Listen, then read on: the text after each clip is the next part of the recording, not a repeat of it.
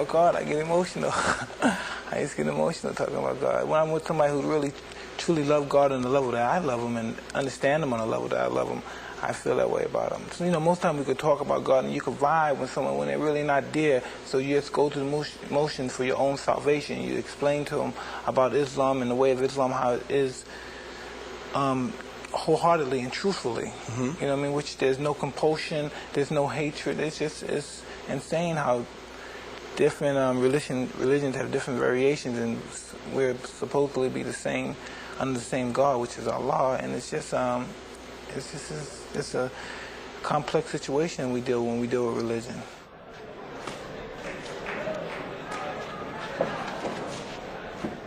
His salvation, his understanding, he enlightened me. Before I became a Muslim, I've known Muslims all my life. But I never had any inclination of becoming a Muslim because I didn't think their conduct was. I thought it was all hypocritical. But then when you run into people, individuality allows people to act certain ways, and certain people conduct themselves in other ways, and certain people conduct themselves in ways that are different from that. And I was just saying, a Muslim is just your conduct, and when you conduct yourself Islamically, and only God can judge you, basically. Men judges men's action, God judges your heart.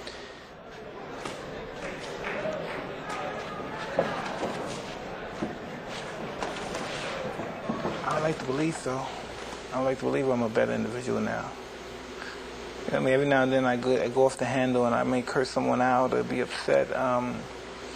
But I keep my salvation with Allah. I try to get on my prayers, and I should pray more than I do. And instead of I pray like probably 3 to 4 times, I should pray the whole 5 times. Mm-hmm. And I just try, See, it's interesting, Mike. You've become conservative over the years. I heard you talking about welfare is a bad thing. Private schools may be a good thing. You're concerned about the welfare of your kids. You're concerned about violence. Not that that's a conservative posture. But you've become, in your older age, 31, soon to be, you've become a guy who's become a fairly suspicious and suspect person about the world around you. You have to, because when you think about when people say, well, I want my kid to grow up like me, we're lucky. I'm lucky. My son may not be lucky to survive what I survived. My daughter may not be lucky to survive. I don't want them to be some radical nuts. I don't want them to say, well, we're going to fight for this cause. I want them to say yes, sir, no, sir, and just go to school. And I know people say, you weren't like that, but...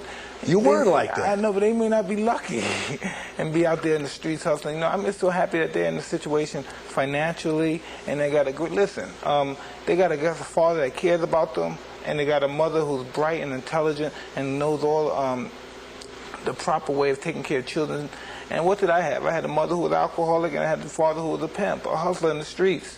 I don't know if that's going to make them a better person than I am, but hopefully from their situation they get a better life than I had. You used to tell me your dream was to be the champ and to be the greatest champ. Well, I'm talking about big dreams, like after fighting's over, the hell with the world. You have to live your life, raise your kids. But I don't got no big dreams like I'm going to do this and I'm going to do this and I'm going to be somebody important and outraged. Nah, man. Me being champ or me being a fighter is just being one of the guys. That's not nothing serious. People take it more serious than it really is. Life is taken too serious. Life is sometimes, over-exaggerated, I think, sometimes. You told USA Today last week that the biggest mistake you've made in your life was to get involved in boxing in the first place. That's hard for me to believe. Now, all the great things that have happened for you, there's been a lot of bad things. More bad than good. But not because of the sport of boxing, not because of what you did in the ring. No, listen, boxing exposed me. The people in boxing exposed me. The only reason that other people took pot shots at me because people in boxing did it. When they saw people in boxing, the writers take pot shots, write books, try to get off and exploit me. And inadvertently, they felt that it was okay, they can do it too. So everybody just took shots at me. That's like a guy like me. What chance do I have? I have no chance in this country. I can never have started a good life, a healthy life in this country. Because it's widespread that I'm just a bad apple. Do you have more regrets than you have dreams? Yes. I'm just happy one fight at a time. I'm not racing to grab no title. It's one fight at a time and establish my livelihood. more so than just anything else. You know, I'm a human being. I've never been perceived as a human being. Never. And I've always been perceived as a freak, an animal, some young kid that's the strongest guy in the world, or something like that. I've never been really perceived as an animal because I never broke down or cried or showed much emotion about anything that I endeavored. And so I never really been perceived as like a human. Because when people speak of me, they don't speak of me as somebody with feelings or emotions, anything. You got 4 kids, 5? 4. 4 kids. 4 kids, including a brand new baby. Yeah. 4 kids, brand new baby. What should they think of their daddy? That's important, what they think of. No one else. It's not important what anyone, it's important what your kids think, what your wife think. What should they think of you?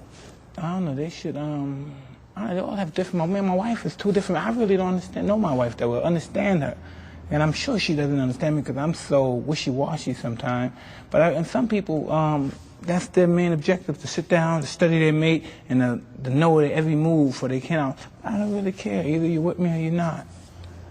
What do your kids talk to you about? What do you think? It's love. It's all about love. It's all about kisses, loves, taking them to Jeepers and taking them to little restaurants, feeding them, helping them with homework. You're just the daddy to them. Yeah, it's real simple. You would hope that they would someday get all the information and still admire you as their father. Because? Listen, I don't know about all that stuff, if they're going to admire me or anything. But I know they're going to have the chance to be a good person. They're going to have all the opportunities. You know what I mean? So they're going to make a choice whether they're going to be a bum or a good person. They're going to have the resources. You don't feel you're in financial straits. You don't feel like... Me? I'm That's asking. my biggest problem. I got too much money. I get to it comes too quick. That's my biggest problem. I wish I had money problems like... Well, we hear all these rumors, oh, he's got to fight because he needs the $50 million, and that the government's got $30 million on the houses. Listen, can I tell you something? How much, if I owe people $20 million, how many times I have to throw my right hand to get $20 million? The reality, how many times I have to throw it? Are you saying that you're just a mercenary now for the money? I don't know. There was a time, Mike, when you fought because you loved it. You wanted the title. The money was great, but it really wasn't the motivator. Well, I didn't have 4 kids and a wife. You know, I mean, I had those responsibilities then. So I could just fight one day after fight, go grab a girl, then just, come on, let's go to Bahamas for 2 weeks and just hang out. Then if I get tired, I say, well, you go back home and then call somebody. You know, you can't do those. What's it like to go to a sheriff's office and to have to register as a sex offender? I don't know. It's just no. Did it feel demeaning to you? No, I have no. I don't get embarrassed. I have no dignity in that perspective. Like when I was there, right? There's nothing but ladies. Like there's nothing but ladies in the sheriff's office. So the lady said, well, what did you get convicted for to be here? Well, I said rape, and I said real loud. And my friend said, no. He said, sexual assault. And the lady started laughing. That's rape. They said I raped somebody. You know what I mean? But after the all ladies came, hugged me, kissed me, I signed the autograph. Because anybody that's a sophisticated adult and they seen the situation that happened, you know, that's bullshit. You know what I mean? But you didn't rape her. Listen, we're not going to go. I don't want to touch it too much, but it's so much bullshit. Yeah, I raped her. Give me a break, okay? Remember Raging Bull, the movie? Yes. There's that scene where Jake LaMotta, I think it really did happen, but it was in the movie. Robert De Niro, as Jake LaMotta, starts banging his head against the wall. Why? When he was in prison, right? Yeah. Did you ever feel that way? I'm too sophisticated to do that.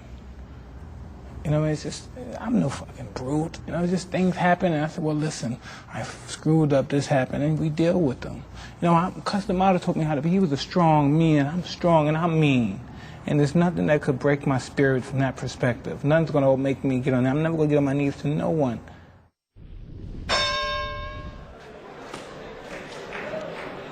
I was around 9 years old, and I was in a reform school in the Bronx. It's located in the Bronx, and it's called Spofford. And one day we went there and we saw a movie, and the movie was the greatest. I believe it was 77, 76, the movie appeared. And after the movie played, Muhammad Ali walked in, and I was just flabbergasted just to look at the champ. It was just, and after that day I said, wow, I'm going to be just like this man. You know what I mean? And I don't know, it's just, he just gave me an inspiration to accomplish something, to have a goal. He just gave me a goal, and just to just label him as a boxer is just as a disjustice because